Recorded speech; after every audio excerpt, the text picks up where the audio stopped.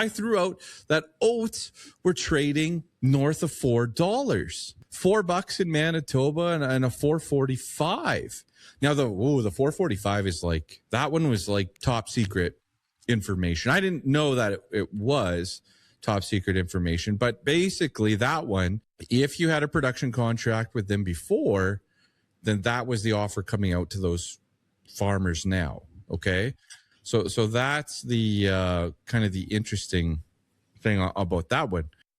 But I'm reading a text message from Bungie that says new crop values today triggered $4 per bushel 2CW non-desiccated applied oats to Souris, Manitoba, right? September, October delivery. That's $4 new crop oats, guys. Alrighty. In Alberta, where I'm from, we're not quite there yet, but we're not far. We're not far. We're fishing a little bit under that. And we're going to see how close we're going to get. So the oat markets, just like a lot of your markets right now, are showing some signs of life. So I love when someone calls me out and is like, I can't find that. That's baloney.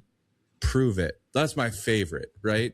And yeah, like those were legit. It's just the one did have a layer there. Now, hopefully those guys, they come and try to get some more farmers and some more business and get that strong, oat bid out there. But man, did I think we'd hear that from Bungie out of Souris? No, but we did. So there you go. Anyways, all right. So this is a catch-up episode. There's a pile of questions that I want to get through, some fun ones as well. Just get through some general thoughts, observations, dive a little deeper into a couple of topics. No guests this week, so it's just me. Nice, short, and sweet. We'll get you on your way. I don't know about you guys about the month of February when it comes to crop marketing. I know, like I have the crop marketing checklist here. Like February, it's about, for me, and what I've been involved with here this last week or so, from a crop rotation perspective, it's very dialed in, but we are just looking at cereals and deciding some tweaks on there, because what I find is that if you're the $4 oat farm or some of the feed barley offers out there, those are a lot more secure and available and feel better planning wise than throwing in a budget for wheat. I was chatting with a farm, and apples to apples, their costs, their yields, their scenario, wheat and barley had the same result from a margin perspective. Wheat and feed barley, hard red spring wheat, 13.5% protein, number one, and feed barley had the same margin. The difference was that our wheat price per bushel was a budgeted number that we still needed the market to somehow find as 70 cents, whereas the feed barley market was already there. And so we're sitting and looking at that. I know barley acres are going to be up this year a little bit, but I could see why, because there's just a little bit more certainty there. Now, do I feel okay about the wheat market? Sure. I had Trent comes on once a month for the Lunchbox crew, Trent Clarenbach, and to do some technical stuff because I'm not smart enough to do that. And he kind of made a comment to me, because I thought, I feel in my estimation that the Canadian dollar is on a upward trajectory, and I guess Trent has that same feeling.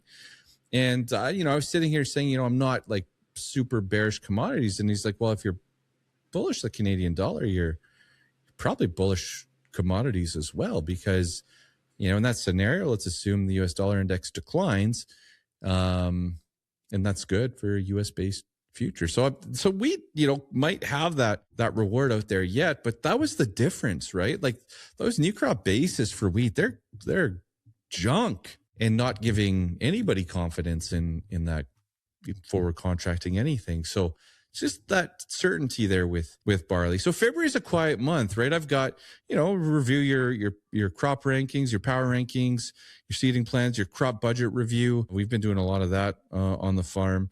Cost of production update, we've been tweaking that as well. Just dialing that in a little bit better. And then, of course, reviewing I've been doing a lot of contracts, target reviews, position reviews. So that's February. It's not a heavy month. All right. All right. So grain buyer conversation this week. You can see this is a hodgepodge episode. This does not surprise any farmer in Western Canada hearing this. This will not surprise you at all.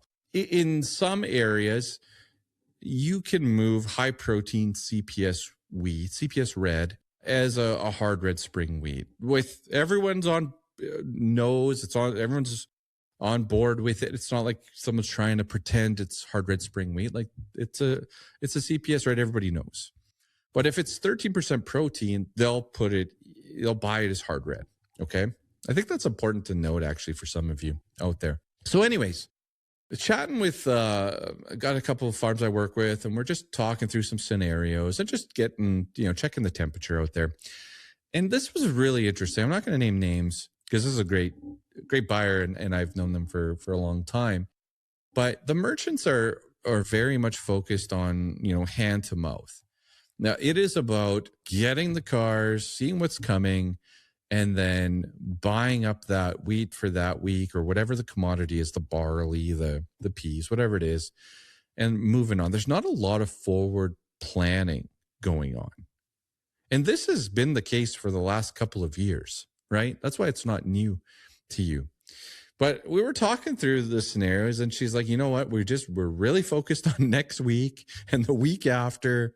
And like, do you need to move it? And I'm like, no, we're just checking things out. And she's like, we have sales on for April, sales on for May. My merchants have confirmed this. So we're going to come back to you.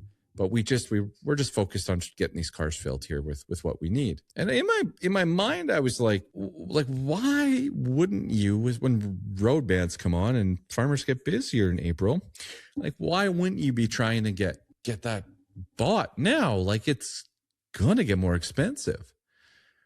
Now I was chatting with a person that was a merchant and is away, and he's like, I remember those days and that time where you're just hand to mouth, and like also like hoping for a rally to knock out all of your targets so that you would have a bunch booked. Like it's like, as a merchant, I was also hoping for a futures rally so that I could buy up, hit all these targets, and not worry anymore about buying this darn grain and having to get it in right away and fill these darn cars. I don't like it either. But we're in that environment, folks. And I just say that because I think this spring there'll be some interesting opportunities for those that can load trucks in times when you don't want to or you can't. I expect that to continue. Two other comments here. So Brian with ICL on Cup of Coffee, he brought up that and I hope I say this right. Brian will, if he listens, he'll let me know if I said it right or wrong. But the supply at the crush facilities for canola is very high. Like utilization is very, very strong. There's a lot of supply at the crush plants. He said something about like 90% or 90 something percent. We did throw it in that video, and I'll see if I can find his note on it. But there's been some like chatter out there that the crushers aren't that well covered. And I would just say from my side here, that is not what I am seeing or feeling in these bids. Canola stocks at process facilities, so at the crushers, he's got the chart up here and very, very strong.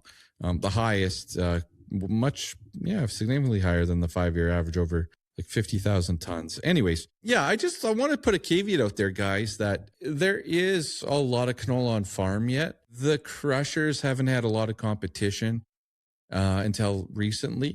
And so it's not the crush plants that are really going to razzle dazzle you here this spring. It may actually be the line company that wants to buy more canola and gets going.